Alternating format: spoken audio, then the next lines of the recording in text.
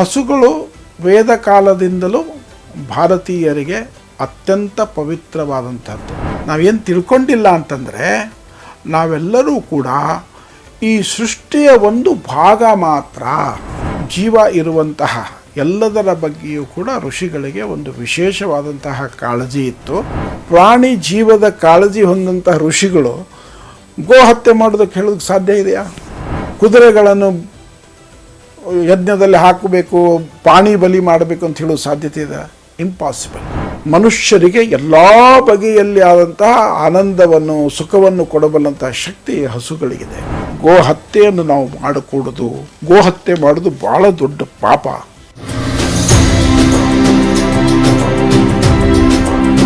ನಮಸ್ಕಾರ.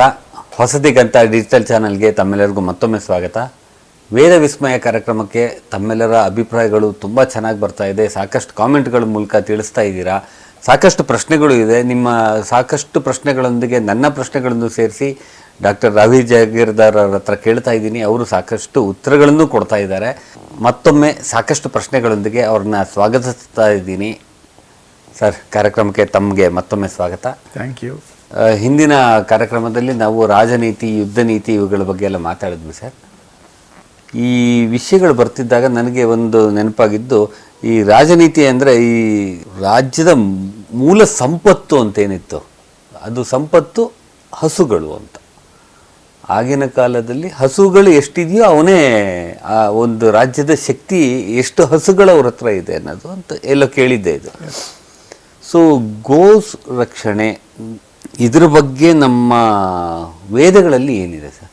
ಇವತ್ತು ಇಡೀ ರಾಷ್ಟ್ರದ ಒಂದು ಗಮನವನ್ನು ಸೆಳೆದಂಥದ್ದು ಗೋ ಸಂರಕ್ಷಣೆ ಅನ್ನೋಂಥದ್ದು. ನೀವು ಹೇಳಿದಂಗೆ ಹಳೆಯ ಕಾಲದಲ್ಲಿ ಒಬ್ಬ ವ್ಯಕ್ತಿ ಎಷ್ಟು ಶ್ರೀಮಂತನಾಗಿದ್ದಾನೆ ಅಥವಾ ಒಬ್ಬ ವ್ಯಕ್ತಿಯ ಕೃಷಿ ಎಷ್ಟು ವಿಶಾಲವಾಗಿದೆ ಅಂತ ಅದನ್ನು ಅಳತೆಗೋಲು ಇಷ್ಟು ಹಸುಗಳ ಮನೆಯಲ್ಲಿದೆ ಅಂತ. ಸೊ 10 ಹಸುಗಳ ಹೈನು ಅಂತ ಹೇಳ್ತಾ ಇದ್ರು. ಇವತ್ತು ಹೈನುಗಾರಿಕೆ ಒಂದು ಆಗಿದೆ, ಬಟ್ ಮನೆಗಳಲ್ಲೇ ಅವತ್ತೆಲ್ಲ ಹೈನುಗಾರಿಕೆ ಮಾಡ್ತಾಯಿದ್ರು.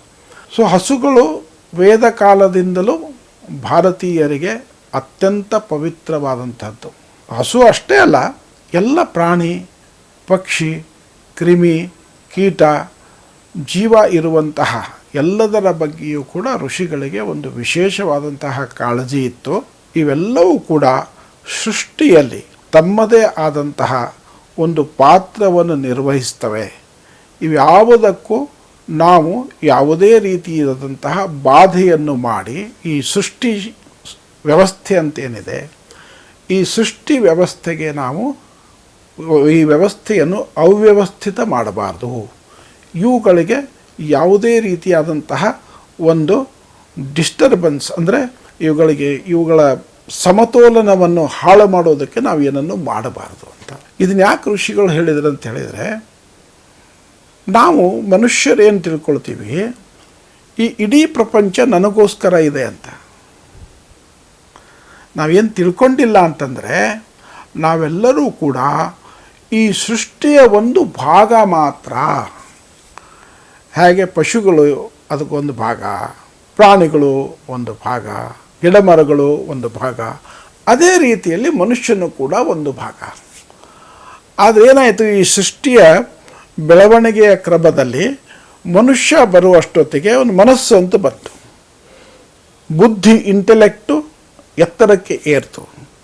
ಆ ಎತ್ತರಕ್ಕೆ ಏರಿದಂತಹ ಇಂಟೆಲೆಕ್ಟು, ಈ ಮನಸ್ಸು, ಅವನಲ್ಲಿ ಒಂದು ರೀತಿಯಾದಂತಹ ಈ 6 ಇದಾವಲ್ಲ ಅಹಂಕಾರಕ್ಕೆ ಕಾರಣ ಅದು. ಆ ಅಹಂಕಾರದ ಕಾರಣದಿಂದ ಅವನಿಗೆ ಎಲ್ಲವೂ ನನ್ನದು, ಎಲ್ಲವೂ ನನಗಾಗಿ ಇರುವಂಥದ್ದು ಅಂತ ಅವನು ಶುರು ಮಾಡಿದ. ಋಷಿಗಳು ಹೇಳ್ತಾರೆ, ಆರೋಗ್ಯಕ್ಕೋಸ್ಕರ ಆಯುರ್ವೇದದಲ್ಲಿ ಒಂದು ಯಾವುದೋ ಗಿಡಮೂಲಿಕೆಯನ್ನು ಒಂದು ಕಡೆಯಿಂದ ತೆಗೆದು ತರಬೇಕಾದ್ರೆ ನೀವು ಆ ಗಿಡಮೂಲಿಕೆಗೆ ಪ್ರಾರ್ಥನೆ ಮಾಡಿ, ನಾನು ಅಥವಾ ನನ್ನವರು ಯಾರೋ ಒಬ್ಬರು ಅನಾರೋಗ್ಯದಿಂದ ಬಳಲ್ತಾ ಇದ್ದಾರೆ, ನೀನು ಸಹಕಾರದಿಂದ, ನಿನ್ನ ಸಹಾಯದಿಂದ ಅವರ ಆರೋಗ್ಯ ಉತ್ತಮ ಆಗುತ್ತೆ ಅಂಥೇಳಿ ಅದಕ್ಕೆ ಪ್ರಾರ್ಥನೆ ಮಾಡಿ, ನಿನ್ನ ಜೀವನಕ್ಕೆ ನಾನು ಮಧ್ಯ ಬರ್ತಾ ಇದ್ದೀನಿ ಅಂಥೇಳಿ ಅದಕ್ಕೆ ಕ್ಷಮೆ ಕೋರಿ ಅದನ್ನು ತರಬೇಕು ಅನ್ನೋದು ಕಾನ್ಸೆಪ್ಟ್ ಇದೆ. ನಾವು ಹಿಂದೆ ಒಂದು ಎಪಿಸೋಡಲ್ಲಿ ನೋಡಿದ್ದೀವಿ, ಭೂಮಿಯನ್ನು ಮನೆ ಕಟ್ಟೋದಕ್ಕೋ ಅಥವಾ ಒಂದು ಕಟ್ಟಡ ಕಟ್ಟೋದಕ್ಕೆ ಭೂಮಿ ಅಗದ್ರೆ ಭೂಮಿ ತಾಯಿ ನಿನಗೆ ನಾನು ನೋವು ಮಾಡ್ತಾ ಇದ್ದೀನಿ ಕ್ಷಮಿಸು ಅಂತ ಕೇಳಿ ಪ್ರಾರ್ಥನೆ ಮಾಡಿ ಭೂಮಿಯನ್ನು ಅಗಿತೀವಿ. ನಾವು ಭೂಮಿ ಪೂಜೆ ಅಂತ ಮಾಡ್ತೀವಿ, ಆವಾಗ ಕ್ಷಮೆ ಕೇಳ್ತೀವಿ. ಹಾಗೆ ಇಷ್ಟು ಆತ್ಯಂತಿಕವಾದಂತಹ ಇಷ್ಟು ಉನ್ನತ ಮಟ್ಟದ ಪ್ರಾಣಿ ಜೀವದ ಕಾಳಜಿ ಹೊಂದಂತಹ ಋಷಿಗಳು ಗೋ ಹತ್ಯೆ ಮಾಡೋದಕ್ಕೆ ಹೇಳೋದಕ್ಕೆ ಸಾಧ್ಯ ಇದೆಯಾ? ಕುದುರೆಗಳನ್ನು ಯಜ್ಞದಲ್ಲಿ ಹಾಕಬೇಕು, ಪ್ರಾಣಿ ಬಲಿ ಮಾಡಬೇಕು ಅಂತ ಹೇಳೋ ಸಾಧ್ಯತೆ ಇದೆ? ಇಂಪಾಸಿಬಲ್.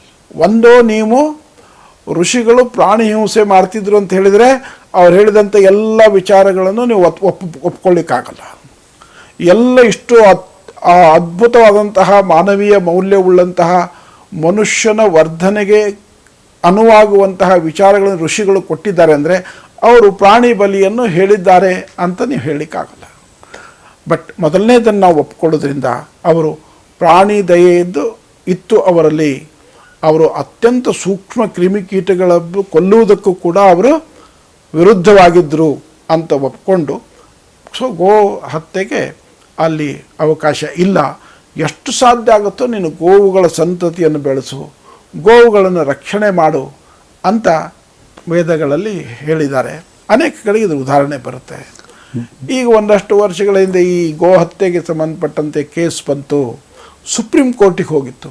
ಆ ಸುಪ್ರೀಂ ಕೋರ್ಟ್ನಲ್ಲಿ ಗೋ ಹತ್ಯೆಗಳು ನಮ್ಮ ವೇದಗಳಲ್ಲಿ ಶಾಸ್ತ್ರಗಳಲ್ಲಿ ಹೇಳಿದೆ ಅಂತ ಅವರು ಕೆಲವು ಮಂತ್ರಗಳನ್ನು ಉದಾಹರಣೆಯಾಗಿ ಕೊಟ್ಟರು. ಇಂಥ ಮಂತ್ರಗಳಿದ್ದಾವೆ, ಇವು ಗೋ ಹತ್ಯೆಯನ್ನು ನೇರವಾಗಿ ಹೇಳ್ತವೆ, ಇಂಡೈರೆಕ್ಟಾಗಿ ಹೇಳ್ತಾ ಇದ್ದಾವೆ ನೋಡಿ ಅಂತ ಹೇಳ್ತಾರೆ. ಆಗ ಏನು ಮಾಡಿದರು, ಸುಪ್ರೀಂ ಕೋರ್ಟಿನ ಚೀಫ್ ಜಸ್ಟಿಸು ಬೆಂಗಳೂರಿನಲ್ಲಿ ಒಬ್ಬರು ಶ್ರೀ ರಂಗಪ್ರಿಯ ಸ್ವಾಮೀಜಿ ಅಂತಿದ್ರು, considered as the most revered swamiji, who was a spiritual teacher, also a teacher of the nationality, ಭಾಳ ಮತ್ತು ಒಂದು ಕಾಲೇಜ್ನಲ್ಲಿ ಮೇಷ್ಟ್ರು ಕೂಡ ಆಗಿ ಆಮೇಲೆ ಅವರು ಸ್ವಾಮಿಗಳಾದರು. ಅವರು ಇವರಿಗೆ ರೆಫರ್ ಮಾಡಿ, ನೋಡಿ ಈ ಮಂತ್ರಗಳಿದೆ, ಇದು ಇದರಲ್ಲಿ ಗೋ ಹತ್ಯೆಯನ್ನು ಹೇಳಿದೆ ಅಂತ ಹೇಳ್ತಾ ಇದ್ದಾರೆ, ನಿಮಗೇನು ಅನ್ನಿಸ್ತೇ, ನಿಮ್ಮ ಅಭಿಪ್ರಾಯ ಕೊಡಿ ಅಂತ ಅವ್ರಿಗೆ ಕಳಿಸಿದ್ರು ಅದನ್ನು. ಆಗ ರಂಗಪ್ರಿಯ ಸ್ವಾಮಿಗಳು ಅದಕ್ಕೆ ಉತ್ತರ ಬರೆದು, ಒಂದು ದೊಡ್ಡ ಉತ್ತರ ಬರೆದು, ಅದು ಯಾವುದೂ ಕೂಡ ತಪ್ಪಾಗಿ ಅರ್ಥ ಮಾಡಿದ್ದಾಗಿದೆ, ಅದರ ಅರ್ಥ ಬೇರೆ ಇದೆ ಅಂತ. ನಿಮಗೆ ಹಿಂದೆ ಒಂದು ಮಾತು ಹೇಳಿದ್ದೆ, ಪ್ರತಿಯೊಂದು ಮಂತ್ರಕ್ಕೂ ಕನಿಷ್ಠ 3 ಥರದ ಅರ್ಥಗಳಿರ್ತಾವೆ ಅಂತ. ಒಂದು ಅಧಿದೈವಿಕ, ಆಧ್ಯಾತ್ಮಿಕ, ಅಧಿಭೌತಿಕ ಅಂತ. ಸೊ 100 ಅರ್ಥಗಳಿದ್ದಾವೆ. ಹಾಗೆ ಒಂದು ಮಂತ್ರಕ್ಕೆ ನೀವು 100 ಅರ್ಥ ಕೊಡ್ಬೋದು. ಅಂಥದ್ದು ತೊಗೊಂಡ್ಬಿಟ್ಟು ಇವರಿಗೇನು ಪರವಾಗಿರುತ್ತೋ, ಇದು ಇಲ್ಲಿ ಹಿಂಸೆ ಹೇಳುತ್ತೆ, ಇಲ್ಲಿ ಗೋವನ್ನು ನೀವು ಹತ್ಯೆ ಮಾಡು ಅಂತ ಹೇಳುತ್ತೆ ಅಂತ ಹೇಳಿಬಿಟ್ಟು ಒಂದೇನೋ ಹೇಳಿಬಿಟ್ಟು ಅರ್ಥ ಕೊಟ್ಟಿದ್ರು ಅವರು. ಇವರು ಅದಕ್ಕೆಲ್ಲ ಅಷ್ಟು ಶ್ರೀ ರಂಗಪ್ರಿಯ ಸ್ವಾಮೀಜಿಗಳು ಅಷ್ಟೆಲ್ಲ ಅದರ ಬ್ಯಾಕ್ಗ್ರೌಂಡನ್ನು ತೆಗೆದುಕೊಂಡು ಅಧ್ಯಯನ ಮಾಡಿ ಆ ನಂತರ ಸುಪ್ರೀಂ ಕೋರ್ಟಿಗೆ ಬಹಳ ದೊಡ್ಡ ಉತ್ತರವನ್ನು ಕೊಡ್ತಾರೆ. ಜೊತೆಗೆ ಅದು ಅವರಷ್ಟೇ ಅದನ್ನು ಅಪೋಸ್ ಮಾಡಿದ್ದು ಅಥವಾ ಅದನ್ನು ರಿಫ್ಯೂಟ್ ಮಾಡಿದ್ದು ಅಷ್ಟೇ ಅಲ್ಲ, ಗೋವುಗಳ ಸಂರಕ್ಷಣೆ ಮಾಡೋದಕ್ಕೆ, ಗೋವುಗಳನ್ನು ಕಾಪಾಡೋದಕ್ಕೆ ಏನೇನು ವೇದದಲ್ಲಿ ಸಪೋರ್ಟ್ ಇದೆ ಅಂತನ್ನೋದು ಆ ಮಂತ್ರಗಳನ್ನು ಕೂಡ ಅವರು ಅದಕ್ಕೆ ಲಗತ್ತಿಸಿ ಕೊಟ್ಟರು. ಅದರಲ್ಲಿ ಏನಿದೆ, ಋಗ್ವೇದದ ಒಂದು 8ನೇ ಮಂಡಲದ 101ನೇ ಸೂಕ್ತದ 15ನೇ ಮಂತ್ರ ಹೇಳ್ತದೆ, ಮಾಗಾಂ ಅನಾಗಾಂ ಅದಿತಿಂ ವಧಿಷ್ಠ, ಮಾಗಾಂ ಅನಾಗಾಂ ಅದಿತಿಂ ವಧಿಷ್ಠ, ದುಷ್ಟತೆಯ ಕುರುಹು ಇಲ್ಲದ ಅದಿತಿ ಹಸುವನ್ನು ಕೊಲ್ಲಬೇಡ. ನೇರವಾಗಿ ಹೇಳಿದೆ, ವಿಥೌಟ್ ಎನಿ ಆಂಬಿಗ್ಯೂಟಿ. ಅದಿತಿ ಅಂದರೆ ಹಸುವನ್ನು ಕೊಲ್ಲಬೇಡ ಅಂತ. ಮತ್ತೊಂದು ಕಡೆಗೆ ಋಗ್ವೇದದ ಈ 8ನೇ ಮಂಡಲ 102.19 ಹೇಳಿದೆ, ನಹಿಮೇ ಅಸ್ತಿ ಅಗ್ನ್ಯ, ನಹಿಮೇ ಅಸ್ತಿ ಅಗ್ನ್ಯ, ಕೊಲ್ಲಬೇಕಾದಂತಹ ಯಾವ ಹಸುವು ನನ್ನೊಂದಿಗೆ ಇಲ್ಲ. ಇವತ್ತು ನಾವೇನು ಮಾಡ್ತೀವಿ, ಹಾಲು ಕೊಡೋದು ನಿಂತು ಹೋಯ್ತು ಅಂತೇಳಿ ಹಸುವನ್ನು ಕೊಲ್ತೀವಿ. ಅದಕ್ಕೆ ನನ್ನಲ್ಲಿ ಚಿಕ್ಕದು ಇದೆ, ಹಾಲು ಕೊಡುವಂತಹ ಹಸು ಇದೆ. ಆ ಪ್ರಸಂಗ ನೋಡಿ, ಆ ಕಂಟೆಕ್ಸ್ಟ್ ನೋಡಿ. ಆ ನಂತರ ಗೊಡ್ಡು ಅಥವಾ ಮುದಿಯಾದಂತಹ ಎತ್ತು ಇದೆ, ಯಾವುದು ಹಸುವನ್ನು ನಾನು ಕೊಲ್ಲಲ್ಲ ಅಂತ ಬಹಳ ಸ್ಪಷ್ಟ, ಕೊಲ್ಲಲ್ಲ ಅಂದರೆ ನೀವು ಕೊಲ್ಲಬೇಡಿ ಅಂತ ಸ್ಪಷ್ಟವಾದ ನಿರ್ದೇಶನ ಇದೆ. ಹೀಗೆ ಅನೇಕ ಮಂತ್ರಗಳು ನಮಗೆ ವೇದದಲ್ಲಿ ಸಪೋರ್ಟ್ ಸಿಗ್ತವೆ. ಏನಂದರೆ ಎಲ್ಲಿಯೂ ಕೂಡ ಗೋ ಹತ್ಯೆಯನ್ನು ನಾವು ಮಾಡಕೂಡದು, ಗೋ ಹತ್ಯೆ ಮಾಡೋದು ಭಾಳ ದೊಡ್ಡ ಪಾಪ. ಯಾಕಂದರೆ ಅದು ನಮ್ಮ ಜೀವನವನ್ನು ನೋಡ್ಕೊಳ್ಳುತ್ತೆ. ಹಿಂದಿನ ಕಾಲದಲ್ಲಿ ಏನು ಹೇಳ್ತಿದ್ರು ಅಂತ ಹೇಳಿದರೆ, ನಾವು ಯಾವುದೋ ಒಂದು ವಿಷಯವನ್ನು ಇದು ದೇವರಿಗೆ ಸಂಬಂಧಪಟ್ಟದ ಮನುಷ್ಯ ಕೇರ್ಫುಲ್ ಆಗಿರ್ತಿದ್ದ. ಅದಕ್ಕೋಸ್ಕರ ಇದರಲ್ಲಿ 33 ಕೋಟಿ ದೇವತೆಗಳಿರ್ತಾರೆ. ನೀವು ಯಾವ ಆ್ಯಂಗಲ್ನಿಂದ ನೋಡಿದರೂ ಕೂಡ ಒಂದು ಪುಟ್ಟ ಕರುವಿನಿಂದ ಹಿಡ್ಕೊಂಡು ಅದರ ಕೊನೆ ಉಸಿರು ಇರುವವರೆಗೆ ಮನುಷ್ಯರಿಗೆ ಎಲ್ಲ ಬಗೆಯಲ್ಲಿ ಆದಂತಹ ಆನಂದವನ್ನು ಸುಖವನ್ನು ಕೊಡಬಲ್ಲಂತಹ ಶಕ್ತಿ ಹಸುಗಳಿಗಿದೆ. ನಾವು ಕನ್ನಡದಲ್ಲಿ ಒಂದು ಹಾಡು ಕೇಳಿದೆ, ನೀನಾರಿಗಾದೆಯೋ ಎಲೆ ಮಾನವ. ಸೊ ಆ ಹಸುವಿನ ಏನು ಪ್ರಾಡಕ್ಟು ಅದು ಅದು ಸುಮ್ಮನೆ ಆ ವಾತಾವರಣದಲ್ಲಿ ಇದ್ರೇ ಅದಕ್ಕೆ ಅದರದೊಂದು ವಿಶೇಷ. ನಾನು ಇದನ್ನು ಹೇಳ್ತಿರೋದು ಯಾಕಂತ ಹೇಳಿದರೆ, ಹಸುಗಳದ್ದು ನೀವು ಪ್ರಯೋಜನ ಪಡ್ಕೊಳ್ಳೋದು ಯಾವ ವಾತಾವರಣದಲ್ಲಿ ಇದ್ರೇ ಅದು ಒಂದು ವಿಶೇಷವಾದಂಥ ಇದು. ಮತ್ತು this is my personal experience also. ನನ್ನ ಹತ್ರನೂ 8-10 ಹಸುಗಳಿದ್ದಾವೆ, ಆ ಗೋಶಾಲೆ ಇದೆ. ಅಲ್ಲಿ ಸುಮ್ಮನೆ ಒಂದು ಸಾರಿ ಓಡಾಡಿ ಬಂದರೆ ಕೂಡ ಮನುಷ್ಯನ ಶರೀರ ಪ್ರಾಣ ಮನಸ್ಸುಗಳಿಗೆ ಒಂದು ರೀತಿಯಾದ ರೆಜುವಿನೇಷನ್ ಆಗುತ್ತೆ. ಹಾಗಾಗಿ ಗೋವುಗಳನ್ನು ನಾವು ಸದಾ ಅತ್ಯಂತ ಆದರದಿಂದ, ಗೌರವದಿಂದ, ಘನತೆಯಿಂದ, ತುಂಬ ಪ್ರೀತಿಯಿಂದ ನೋಡ್ಕೋಬೇಕು ಅಂತ ಅನ್ನೋದು ನನ್ನ ಕನ್ಸರ್ನ್ ಆಗಿದೆ. ಮತ್ತು ಇದು ವೇದದ ಋಷಿಗಳ ಅಭಿಮತ ಕೂಡ ಆಗಿದೆ.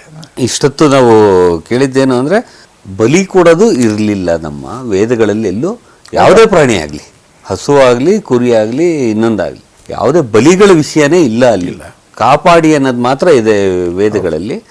ಅಂಥದ್ರಲ್ಲಿ ಹಸುನಂತೂ ತಾಯಿಯಾಗಿ ನೋಡೋದ್ರಿಂದ ಅದನ್ನ ಬಲಿ ಕೊಡೋದ್ರ ಬಗ್ಗೆ ಎಲ್ಲೂ ಇಲ್ಲ. ಇದು ಯಾರೋ ಅತಿ ಬುದ್ಧಿವಂತರು ಹುಟ್ಟಾಕಿರುವ ಸುಳ್ಳುಗಳು